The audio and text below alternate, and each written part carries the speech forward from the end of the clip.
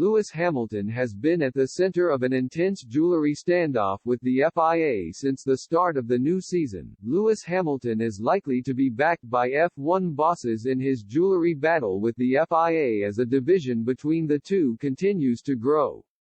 Reports suggest those running F1 believe the jewelry debate is a pointless interference despite the FIA's hardball approach and have become deeply dissatisfied with the sport's governing body. The crackdown is thought to be a push by the FIA's new president Mohammed bin Sulayem, who took over the role from Jean Todt at the start of the season. However, the decision has caused a PR war, with many teams siding with Hamilton that drivers should be allowed to wear what they want. The Mercedes star even called out the FIA's decision publicly as he branded the move a backward step.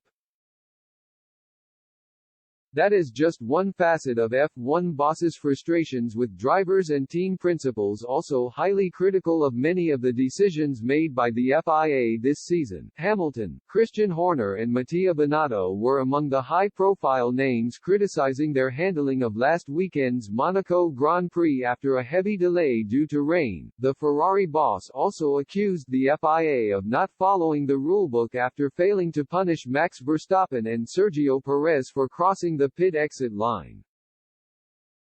At recent races, Esteban Ocon accused the FIA of not listening after calls to install more Tech Pro barriers at the Miami Grand Prix. During the same weekend, Fernando Alonso also hit back at the stewards after the Spaniard was awarded a penalty. The Guardian have claimed that F1 chiefs and many team owners are becoming more infuriated by the FIA's direction of the sport. There are rumors that senior figures within F1 believe many of the FIA's decisions have been a distraction and led to poor publicity.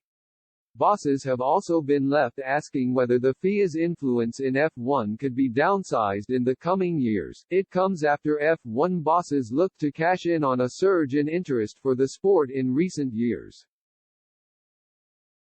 TV audiences were up 4% globally last season, but there was massive growth in key markets such as the USA, which saw a 58% rise.